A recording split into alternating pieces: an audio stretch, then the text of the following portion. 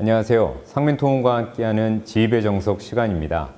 오늘도 역시 화물차 관련 또는 화물 운송업에 관심이 좀 많으신 분들이 많이 찾아주셔서 좀 도움이 될 만한 정보를 말씀드리고자 합니다.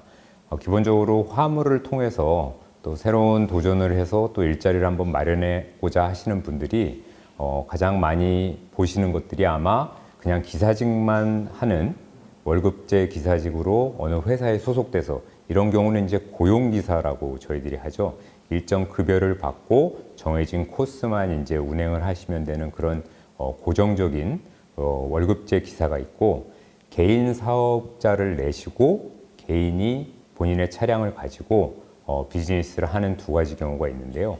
오늘은 개인 사업으로 시작하시는 화물 운송업 가운데서 지입회사를 통해서 지입회사에 소속돼서 조금 안정적으로 일을 시작하시는 방법하고, 흔히 우리가 콜바리라는 용어를 써서 말하는데요.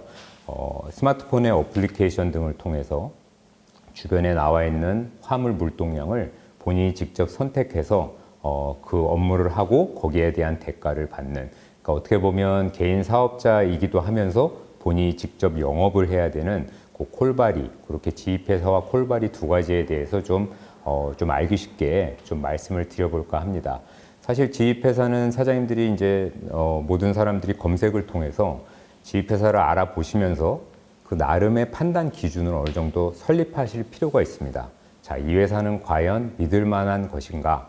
직접 방문 상담을 통해서 좀 일관성 있는 상담을 하고 계약까지 진행되는 가운데 뭐 전혀 그 일관성 없이 여기는 이런 분이 또 뭘 하고 저기는 저런 사람이 뭘 담당하고 이런 식으로 좀 규칙적이지 않게 상담을 한다거나, 제가 여러 번 저희 영상을 통해서 말씀드린 것처럼 배차, 실제 일자리를 어떻게 나한테 제공하는지 등을 좀 면밀히 따지셔서 지입회사를 선정하시면 되는데요. 자, 콜바리와 같은 경우는 제가 앞서 말씀드린 대로 프리랜서, 제가 직접 영업을 해야 됩니다. 그러다 보니 초보 입문하시는 분들이 조금 두려움을 가지실 수밖에 없는데요. 자, 기본적으로 생각을 해보겠습니다. 본인 집 앞에 이제 나와서 화물 일을 시작하려고 어플리케이션을 켰는데 주변에서 나온 물량들이 여기서 어디까지 가는데 얼마의 운임을 주고, 그리고 화물의 종류는 어떤 것이다. 이거에 따라서 과연 이 운임이 적정한지 아닌지, 너무 싼 거 아닌지, 심지어는 너무 비싼 거 아닌지, 이런 판단을 본인이 하시려면 상당히 오랜 동안 숙달을 좀 하셔야 됩니다. 그거를 발빠르게 판단하고 또 손이 빠르게 본인이 그 짐을 선택하지 않으면 남들이 가져가는 경우가 생길 경우에는 이제 그 기회를 놓치게 되는 거죠.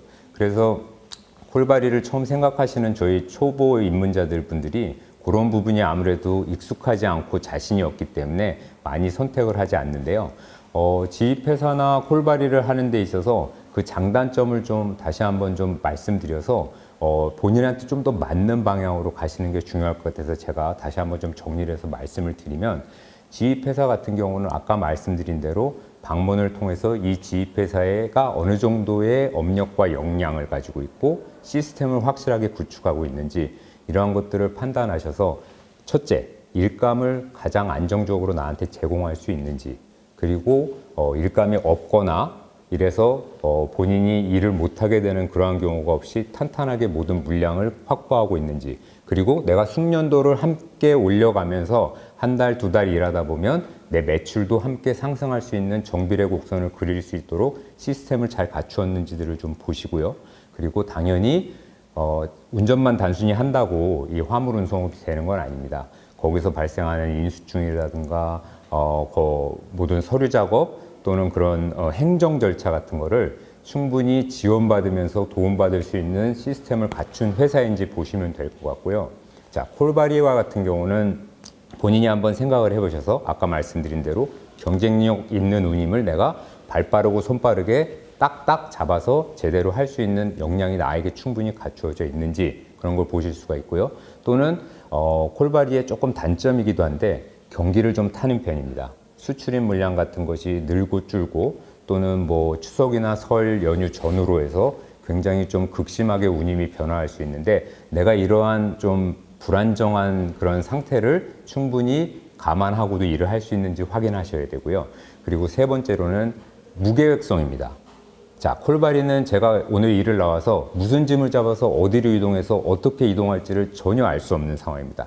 그때그때 내가 선택하는 짐에 따라 달라지기 때문에 2, 3일, 3, 4일 동안 집으로 못 돌아가는 경우 계속해서 마치 방랑을 하듯이 이렇게 움직일 수가 있기 때문에 그러한 부분을 내가 얼마나 감안할 수 있는지, 그리고 마지막 네 번째는 상당히 중요한 부분인데요. 미수금 관련된 겁니다. 자, 지입회사 상민통운의 예를 들어보면요. 저희도 가끔 좀 불안정한 회사나 경기 변화로 인해서 갑자기 좀 안 좋은 일을 당한 저희 화주기업 통해서 미수금이 발생하는 경우가 있는데요. 저희는 저희 사장님들한테 미수금에 대한 어떠한 페널티도 적용해 본 적이 없습니다. 그런데 콜바리를 하시는데 만약에 미수금이 발생하시면요.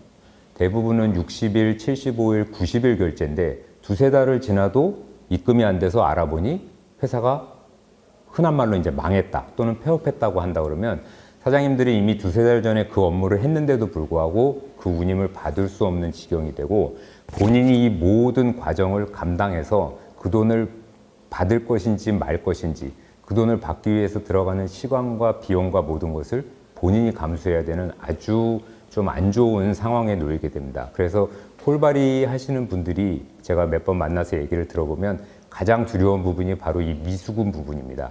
그래서 항상 본인이 영업을 통해서 어플리케이션 통해서 물건을 선택할 때에도 그러한 좀 위험 요소가 있다는 것을 잘 생각하시면서 그렇게 진행을 하셔야 돼서요. 오늘 제가 좀 장황하게 말씀을 드리긴 했는데 굉장히 중요한 부분이기 때문에 본인에게 맞는 방법으로 화물 운송업을 시작하시는데 조금이나마 좀 도움이 되셨으면 합니다.